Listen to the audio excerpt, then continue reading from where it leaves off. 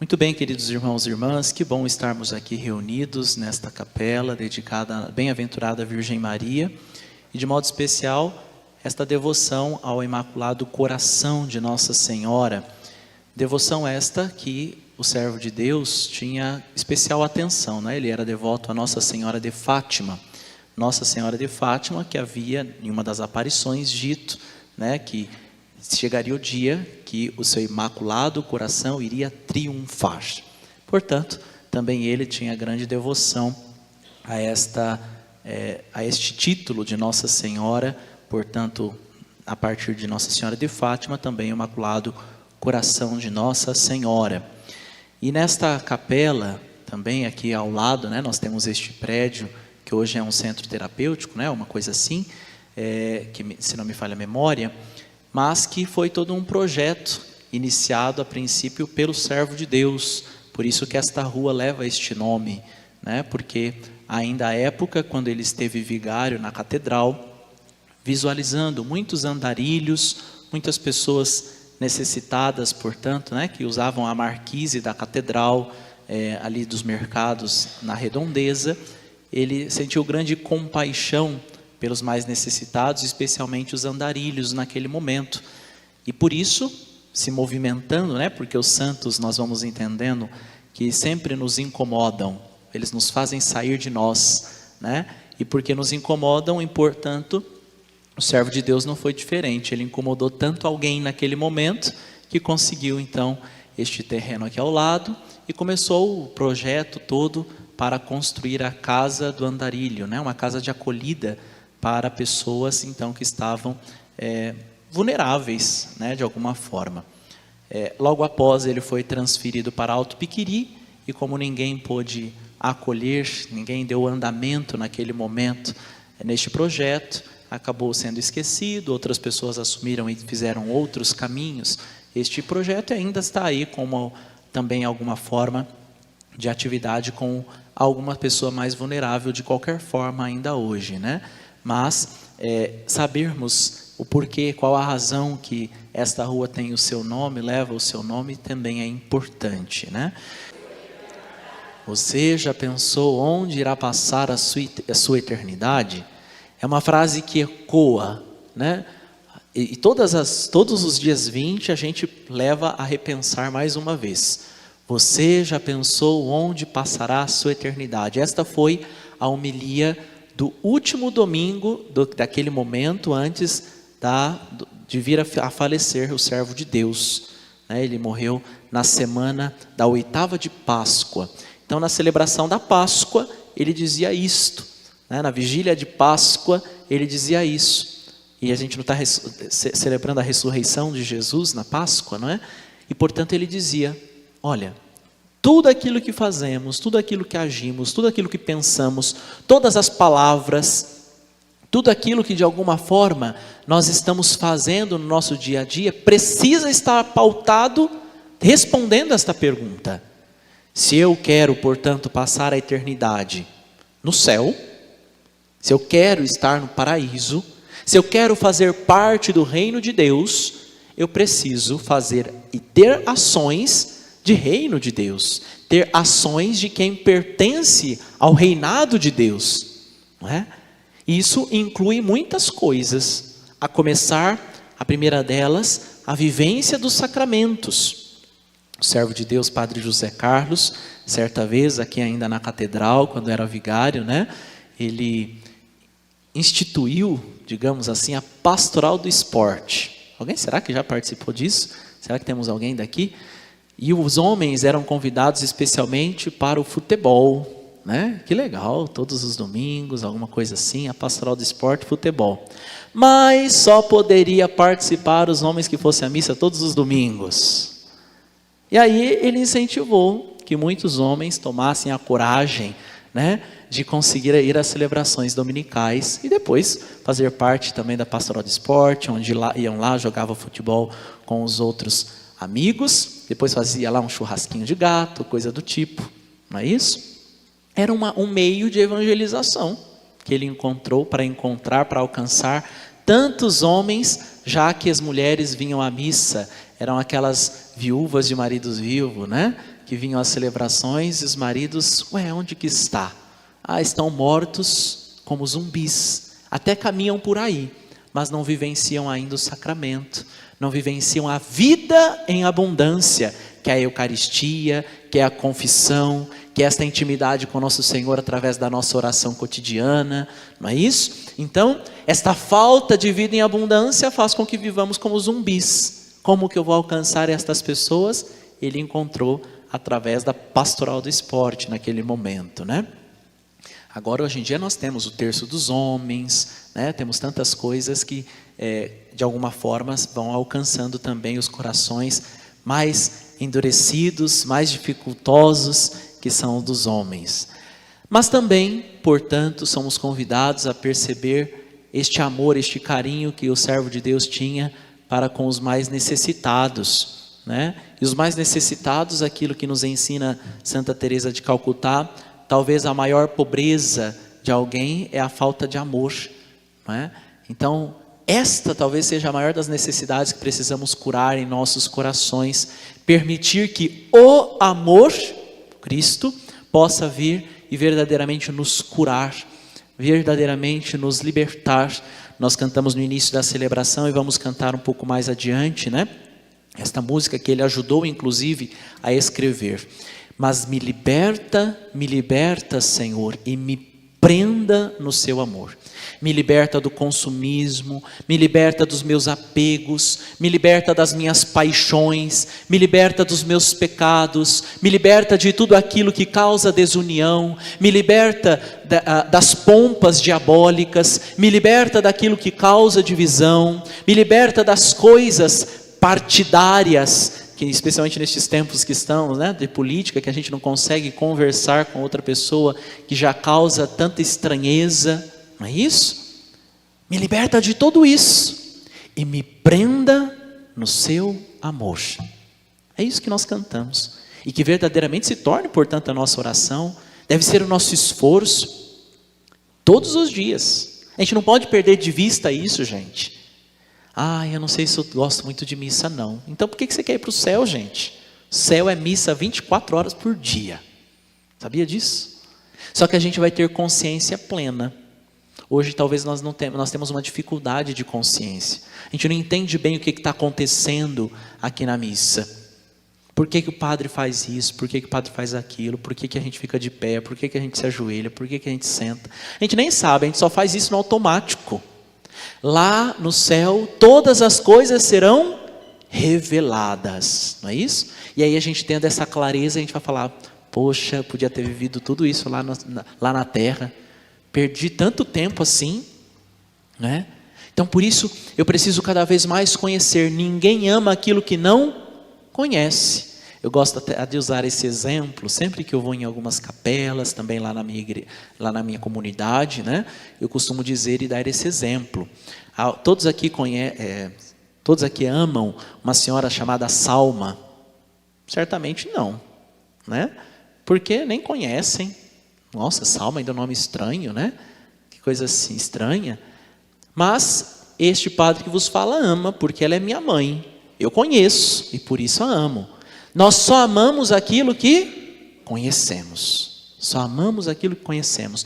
Quanto mais conhecemos a Santa Missa, mais nós vamos amá-la. Quanto mais conhecemos Jesus Cristo, mais vamos amá-lo. Por isso a importância, quem ignora a Sagrada Escritura, ignora Cristo. Isso quem disse foi São Jerônimo. São Jerônimo. E aí a gente às vezes, está a Bíblia toda empoeirada, lá aberta no Salmo 90, né, na sua casa, não sabe nem o que é passar a folha, tem folha colada. Hoje nós estamos começando lá a novena de São Judas Tadeu, lá em Alto Piquiri. Você sabia que tem uma carta de São Judas na sua Bíblia? Sabia? Não mente para o padre. Sabiam, gente? Pelo amor de Deus, é curtinha, bem curtinha. O penúltimo livro da Bíblia, antes de Apocalipse, está lá a carta de São Judas. E a gente às vezes nem sabe por quê, está colada, né? Está lá de São Paulo, pula lá para Apocalipse, ninguém nem vê tudo que tem no meio, né?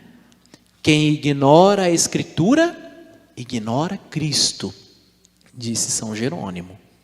Então a importância da gente escutar a palavra do Senhor, porque quanto mais o conhecemos, mais amamos, né? E São Francisco de Assis nos diz, o amor não é amado. Que tristeza, né?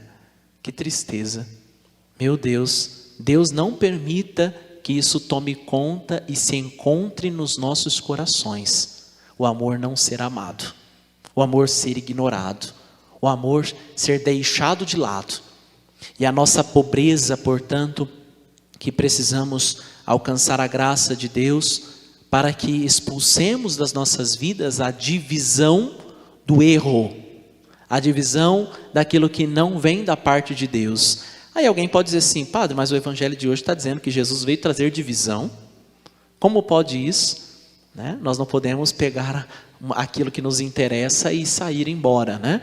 Temos que interpretar a Sagrada Escritura de modo integral. E o mesmo Jesus que disse que veio trazer unidade, que veio trazer a paz, também disse que veio trazer fogo no mundo e divisão. Por quê? Ele veio trazer paz, vida, alegria àqueles que o acolhem. Não é isso que ele mesmo nos diz? Àqueles que escutam a sua palavra e a coloca em prática. Estes vão encontrar paz, vida em abundância, tudo isso. Tudo que foi prometido por ele a nós. Mas àqueles que ainda não acolheram, vai ter divisão. Não tem jeito. Não tem jeito. Aquele que segue o evangelho incomoda, causa divisão.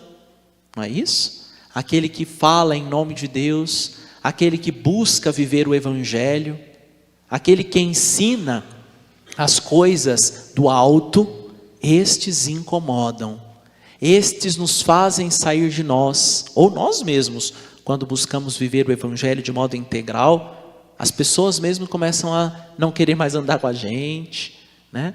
Eu vejo acontecer isso especialmente com os adolescentes, com os jovens, né? Que às vezes começam a iniciar um processo de conversão, e como é difícil, por quê? Por conta dos amigos especialmente. Porque daí os amigos começam a não querer mais estar com eles, aí eles ficam se sentindo sozinhos, então eles dão passos atrás no processo de conversão, e esses passos atrás geralmente levam a lugares que eles não tinham nem caminhado ainda, né? E aí começam às vezes um processo ainda pior. Por isso, queridos irmãos, a importância de darmos apoio, de sermos acolhedores, de sabermos estender a mão. Por isso a importância de todas as obras de caridade que a igreja faz, inclusive para aqueles que não são cristãos, né? Você já viu alguma obra de caridade que a igreja tem que acolhe só católico? Eu nunca vi. Hospital Santa Casa de Misericórdia, por exemplo, acolhe só enfermo católico? O asilo, né, o Lar Santa Faustina, acolhe só idoso católico? Não.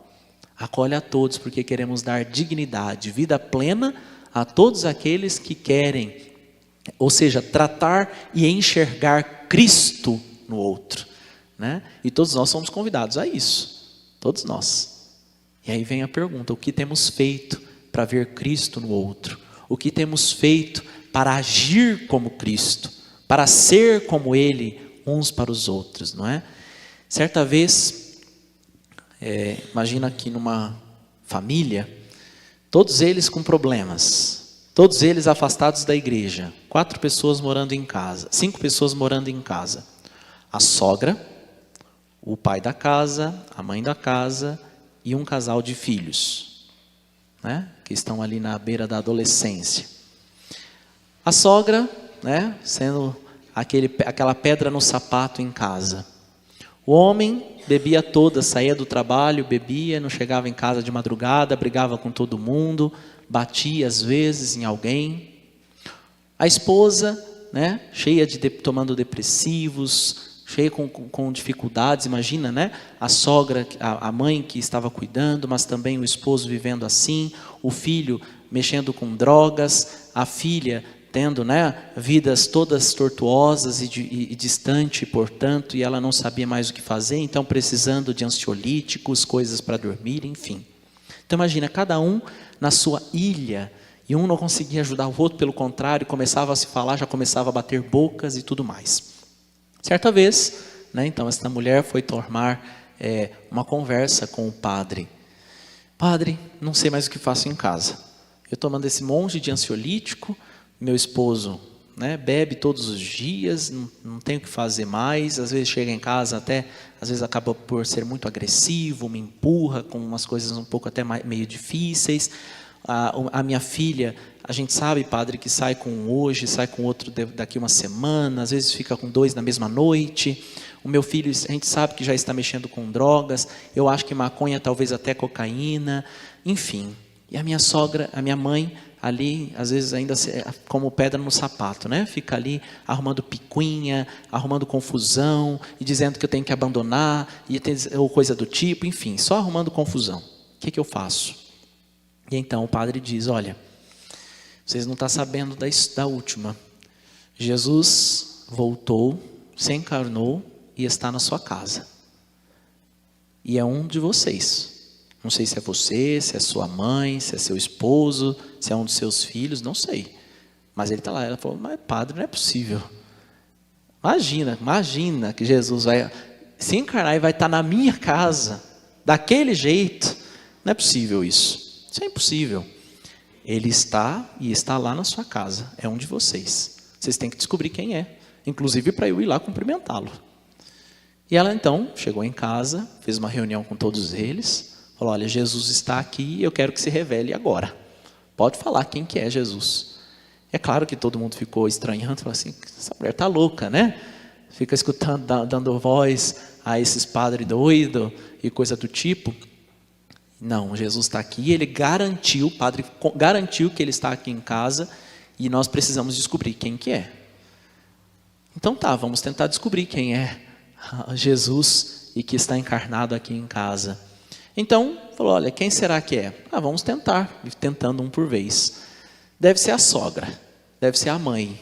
E então, a avó, né, no caso dos meninos. Então começaram a tratar a sogra, a nora, a avó, ou a mãe, como se fosse Jesus. Começou a tratar bem, né? Porque imagina, se for Jesus, vai que depois no juízo final ele manda um raio na minha cabeça, né?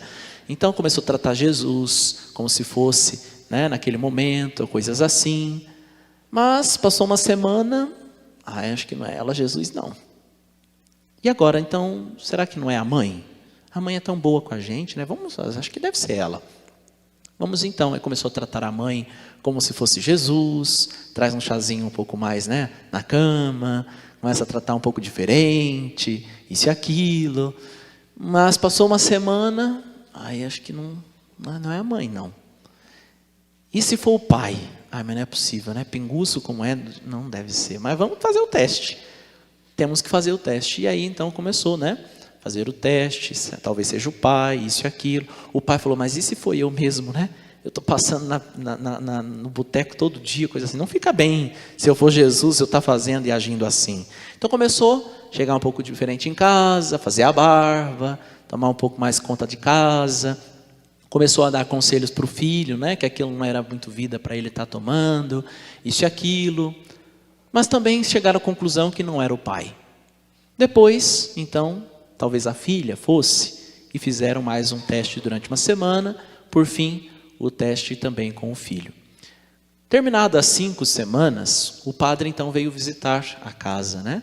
Fizeram lá um arroz e um feijão, um ovo estalado, né? Como faz o padre Frederico na casa de uma família aqui, que avisa só na última hora, estou chegando para comer um ovo frito, né? E então o padre chegou nesta casa e pediu, né, então isso, e foi perguntar, e então, acharam Jesus? Eu quero cumprimentá-lo. E aí eles falaram, olha padre, não achamos Jesus aqui não sabemos quem que é. Mas melhorou muito desde então, né? Por quê? As pessoas começaram a tratar umas às outras como se fosse encontrar Jesus no outro. E o outro, sendo tratado bem, começa a também se questionar, né? Fala assim, olha, a pessoa está me tratando tão bem, eu não posso ser grossa com ela, não posso ser tão ríspido, não posso agir desta forma. A moça que estava vivendo quase como uma piriguete, olha, se for Jesus, não posso estar usando esse tipo de roupa, eu tenho que usar uma roupa um pouco mais comprida, não é isso? Então começa a gerar esta mudança em nós, através de nós. E aí o padre quer encerrar esta homilia recordando o exemplo não só do servo de Deus, mas de outros santos, né? Santa Teresa de Calcutá, por exemplo, certa vez, vou vir para o lado de cá, certa vez Santa Teresa de Calcutá, ela estava recebendo algumas visitas de pessoas que doavam dinheiro para ela construir, também reformar, continuar acolhendo pessoas enfermas e tudo mais, nas suas obras de misericórdia, né, nas suas obras de caridade que ela tinha. E esta pessoa muito imponente, muito rica, né, e tudo mais, estava acompanhando ela, e a Madre Teresa estava dando banho em um leproso. Na época ainda não tinha cura, né? Hoje em dia nós temos cura, hoje em dia se chama-se hanseníase, a doença, e tem cura para quem faz o tratamento direitinho e tudo mais. E a época ainda não tinha, estava assim, aquele processo ainda, né, de quase saber já o tratamento, mas ainda não tinha concluído, enfim. E ela estava dando banho em um leproso. E esta pessoa toda imponente, muito empoderada, rica e tudo mais, disse então a ela: eu jamais daria banho nem por $1 milhão nesta pessoa. E aí, Madre Teresa responde: nem eu, né? Ela não dá banho naquele homem por $1 milhão. Ela dá banho naquele homem porque ela encontra Jesus nele. Ela dá banho naquele homem porque ela age como Jesus iria agir, né? É diferente, é totalmente diferente. É porque ela quer agir como Cristo. E é isso que nós queremos ao buscar a beatificação e canonização do servo de Deus, vendo nas ações dele que ele agia como Cristo e encontrava Cristo nos mais necessitados, especialmente nos andarilhos, como nós vamos ver na oração do servo de Deus, né? Então aqueles que estão necessitados de amor, necessitados da compaixão, da misericórdia, por isso então como padre atendia as confissões, celebrava as santas missas, né? Mas também esta atenção física com os mais necessitados. Que também nós busquemos esta intimidade com o Senhor, busquemos esta conversão sincera, e ainda que causemos divisão, não porque nós queremos causar divisão, mas porque através das nossas ações, por conta da nossa unidade com Cristo, os outros acabam nos separando, os outros acabam nos dividindo. E se for para ser crucificado, que seja com Ele, que seja através dele, que seja por Ele, para que assim com Ele também vivamos a ressurreição.